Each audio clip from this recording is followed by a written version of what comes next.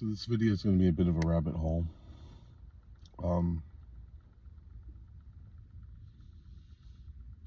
there's been so much gaslighting in this that at times I doubted what was going on. I knew for sure what was going on, but I figured maybe, somehow I'm delusional. Everyone keeps saying it. I must be delusional. And today, after catching Taylor in the act and implicating him in two very severe breaches of conduct on behalf of Stephen Gayoza, I'm feeling much more confident in my perception of things. I want to give a little bit of background. As everyone knows, I'm autistic, and like the trope, we find predictability comforting. That's why there's that thing with the trains that people go on about. I don't like trains, but a lot of people like them because of that. But like a lot of times I'll listen to a song on repeat. And even better if it's a song I wrote, because I know how it goes. I find that comforting. I think the mentality is that if there was danger, I'd see it coming because I already know what's going to happen, But as an autistic person with severe trauma and post-traumatic stress disorder, when I feel like I'm in danger, it flips the script a little. I start to become highly sensitive to inconsistencies, and they make me extremely uncomfortable. And so I notice things that a lot of times other people don't. Now, the ideal situation would be to report these things to a trustworthy party that will look into them. But as you're going to hear in this, determining who a trustworthy party is has proven to be difficult.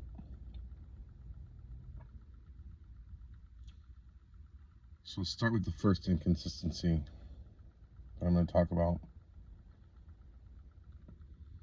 When you call the Lake Mary Police Department,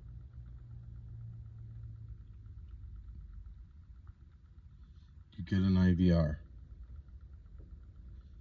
When you route, unless it's after hours, but when you route, you get someone who says, Lake Mary PD, this is on a recorded line, this is whoever.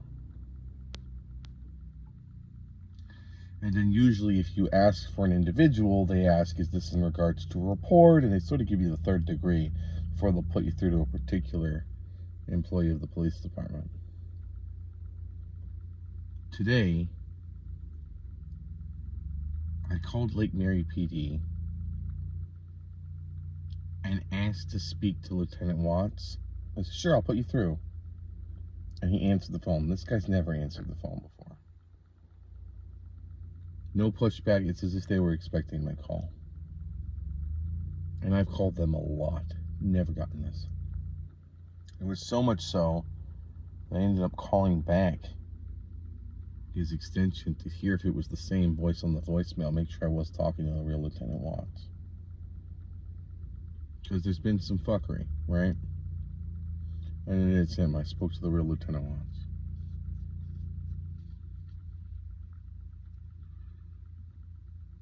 There was a night I called in, and this is to demonstrate that this issue extends beyond Detective Taylor. There are other officers at that police department who are complicit in this and participating and aware of it. And I believe they may be getting financial kickbacks. I don't know. I can't imagine any other reason why someone would put their job on the line for something like this, So anyway, the command structure there goes Detective Taylor and the other detectives. Then there's Sergeant Ferguson, and then there's Lieutenant Watts.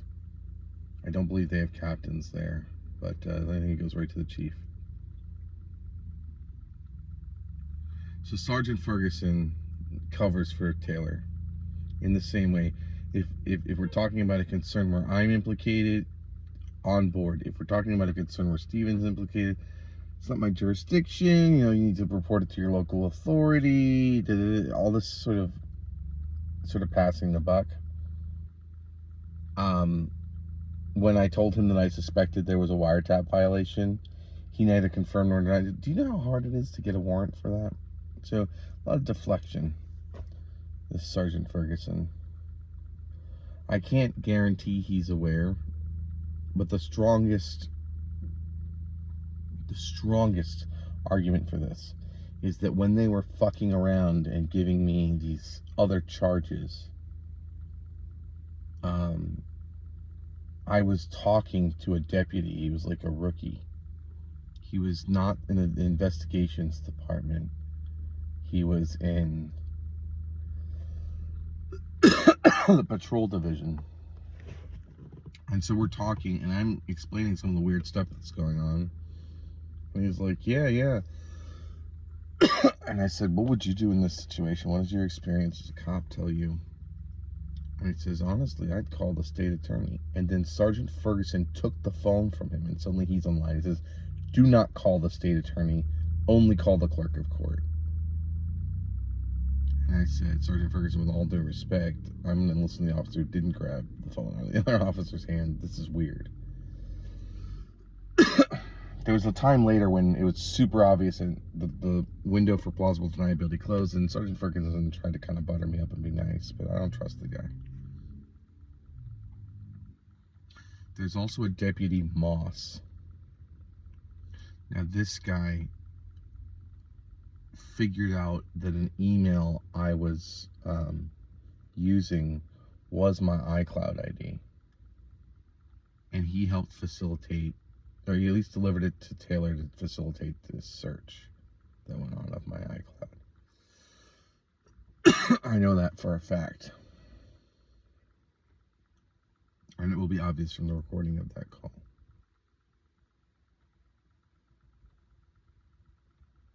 But it doesn't end there. When I was in Oregon, I went to go talk to the police, and they were very understanding. And then the next day, I was lured down to the police station. They ambushed me, cuffed me, and took me into that hospital where they were trying to get me committed for life. This was a Deputy Guzman of the Washington County Sheriff's Department. Come to find out that after speaking to me the first day and being a genuine cop, he reached out to Steven and Detective Taylor, and then suddenly his demeanor was completely different. Deputy Guzman, after I left Oregon, kept making threatening calls, telling me I needed to come back to be arrested. As we now know, there's no charge that is worthy of arrest. I have probable cause to arrest you. No, you don't, because you got slapped for it today, Detective Taylor. So it's like, there's a lot of intimidation going on.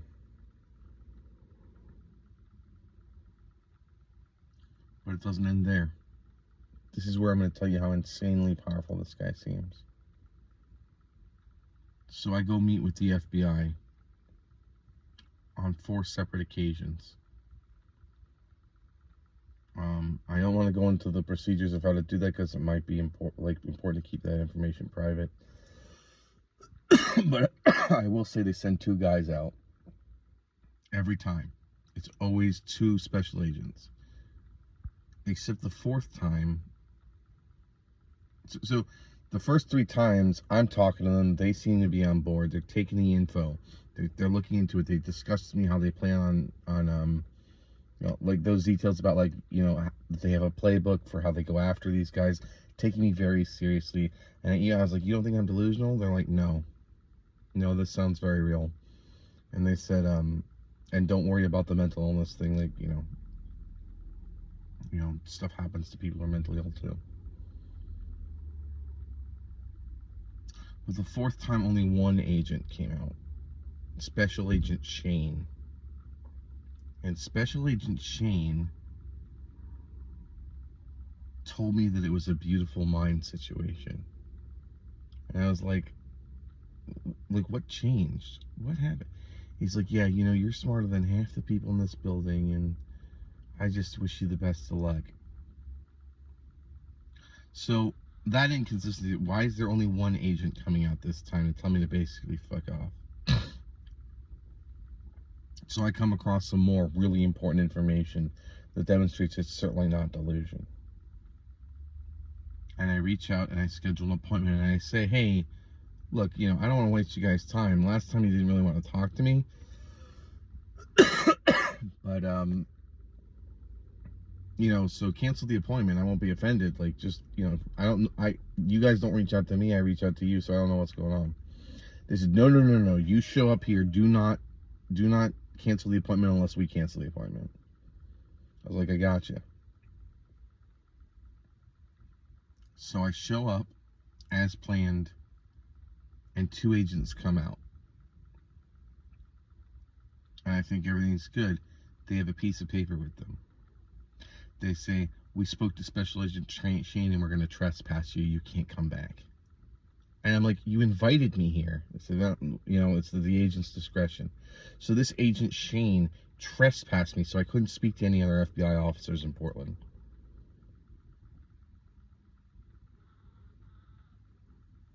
I don't know how he does this. The idea, so look, could you bribe a beat cop? Sure. Have influence over a beat cop? Absolutely. Could you bribe a sergeant or a detective? Sure. Could you bribe someone in another jurisdiction? Sure, money's good everywhere. But a federal agent, that's hard to believe. And that's why I was like, maybe I am delusional. And now come to find out, the cards are beginning to fall.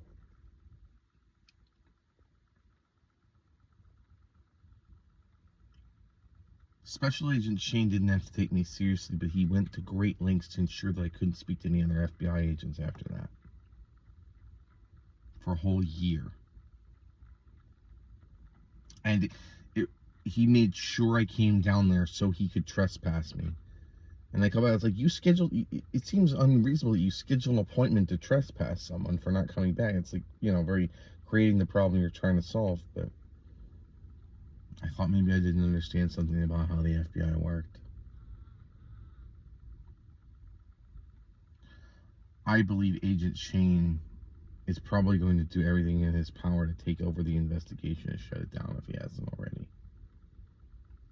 But what Agent Shane doesn't know is that it's being worked on in multiple jurisdictions, multiple satellite offices.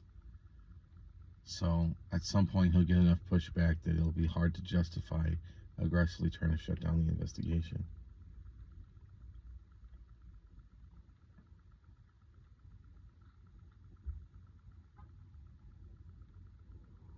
There's other inconsistencies too. My mom has an iPhone. She got it way back when, like 3G I think was the iPhone. And so the voice for the voicemail, because she doesn't have her own personal greeting, your call has been forwarded to an automatic, it's a female voice. Now I've changed my number a lot of times during this because I'm getting fucked with, right? When I call from one of the new numbers I've just been assigned, I get that original female voice greeting, but after my text messages are read, it changes to a male voice greeting. It's still iPhone, but it's a male one. And it stays like that until I change my number again. And I've been getting weird texts from my family. Ones that don't sound like they don't come from them.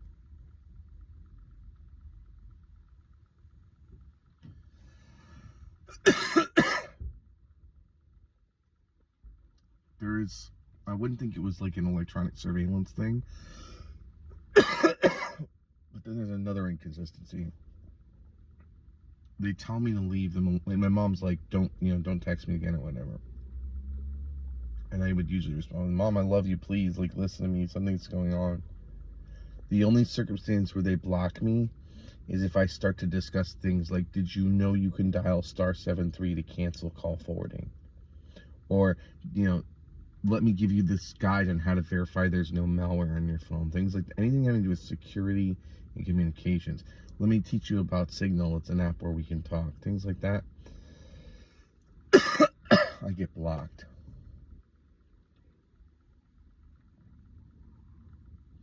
And the last I spoke to my mom and heard her voice, she wanted to talk to me. Then my brother and sister jumped in. Now it's just my brother. My sister had a weird reaction. She's like, I have nothing to do with Jeremy. I don't know which of my family members understand what Steven is, but I know Jeremy does. He's probably infatuated with the idea. Because Jeremy is a psychopath, and he's a mob guy in training, practically. He has all of the hallmarks. Disregard for societal norms, the whole 9 yards. He's got a degree of psychopathy. And this idea that he's going to get me in a state hospital, do you know what my brother's degree is in? Hospital administration. There's no fucking way he can think that that's going to happen. So these are the inconsistencies that keep me up at night.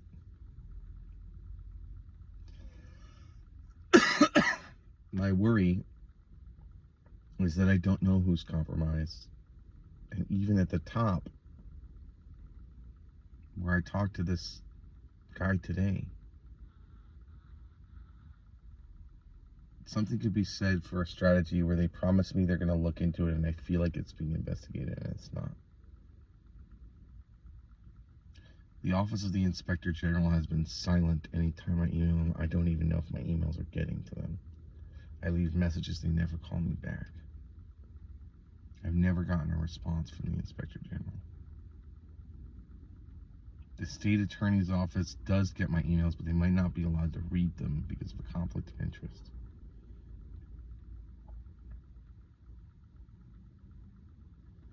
And so I believe my only option is to go to the local FBI satellite office here and report all of this.